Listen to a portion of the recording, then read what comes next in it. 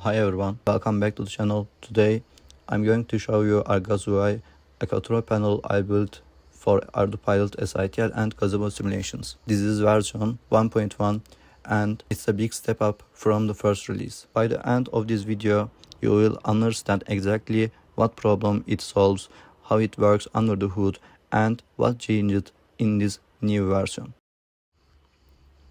If you have worked with ArduPilot SITL and Gazebo before, you know the routine. You open 2 or 3 terminals, source your environment file, launch Gazebo with the right world, then start SITL with the right model and parameter file. Then you have to remember the exact malproxy commands to arm the vehicle, switch modes and takeoff every single time for every single vehicle. ArgazUI takes the entire routine and reduces it to a single click. ArgazUI is a single page web control panel that sits on top of your exciting ArduPilot and Gazebo setup. It automatically discovers the available vehicle models straight from the official ArduPilot documentation. You pick a model from a list, press start, and it launches the correct combination of Gazebo, SITL, and malproxy for you. Right now, it supports 11 vehicle models across copter, plane, and VTOL classes. Every single one of those models was tested by actually flying it. Arm, takeoff, mode change,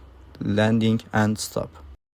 Let me actually show you how this looks in practice. Here is the main screen, a list of vehicle models, each with a preview image pulled from ArduPilot's own docs. I will pick this one, press start, and watch the terminal.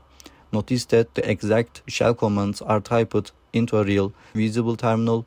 Nothing is hidden from you. Once the vehicle is ready, this ready indicator lights up, driven by the autopilot's own pre-arm health check.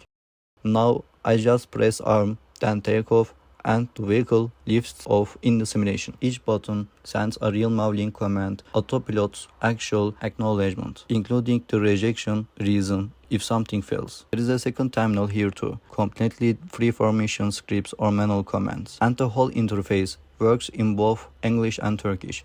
Even the backend terminal messages switch language with it. Now, you might think this is just gluing existing tools together, and in a sense that's true. But making that gluing actually reliable turnout ought to be the hard part. For example, the buttons don't send raw text into the terminal. They speak mauling directly. That's because on the ROS2 launch path, malproxy runs in non-interactive mode and never reads keyboard input at all. Mauling works identically no matter which launch method is used, and it gives you a real acknowledgement back. There are also 2 separate terminals by design, not by accident.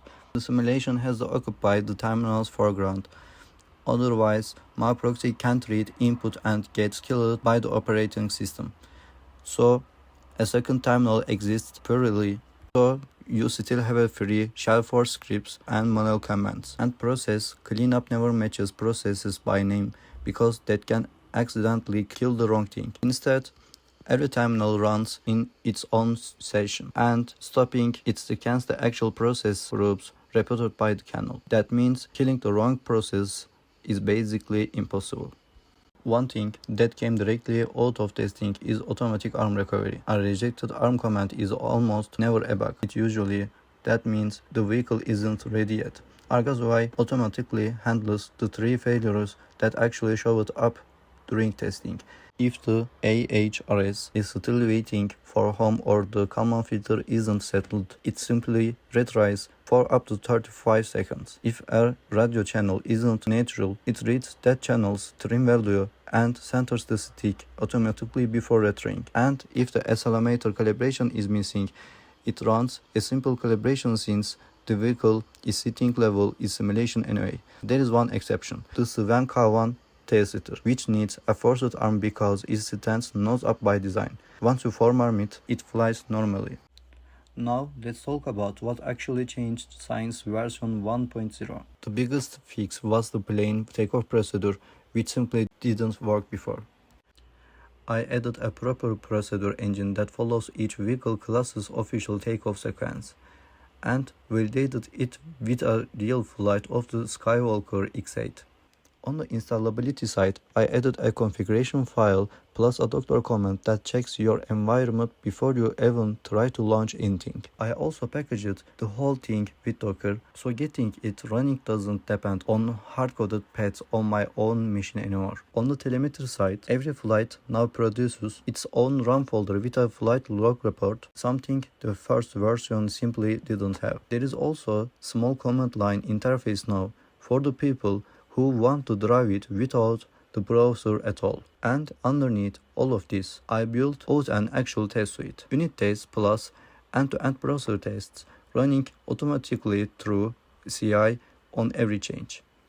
That discipline code a real regression before it ever reached a user, a broken initialization chain that silently stopped the whole interface from connecting. To be clear, some things are intentionally not part of this yet. Multi-vehicle and swarm simulation is not in 1.1. That's planned as its own separate piece of work. The same goes for hardware-in-the-loop support, bridging this to a real flight controller. I'm keeping those separate on purpose because trying to do everything at once just leads to nothing finishing well. Burası 9. Honestly, none of the individual pieces here are new inventions. ArduPilot, Gazebo, and Mavlink already exist and already work. What I wanted to build was the thing that makes all of them approachable for someone who doesn't want to memorize terminal commands before their first flight. So, this is a real open source working tool, not a demo, not a mockup. It's on GitHub right now, MIT licensed, and I would genuinely like people to try it and break it. If you are working with ArduPilot SITL or Gazebo, give this a try and tell me what's break on your setup. The link to the repo in the description. Thanks for watching and I will see you in the next one.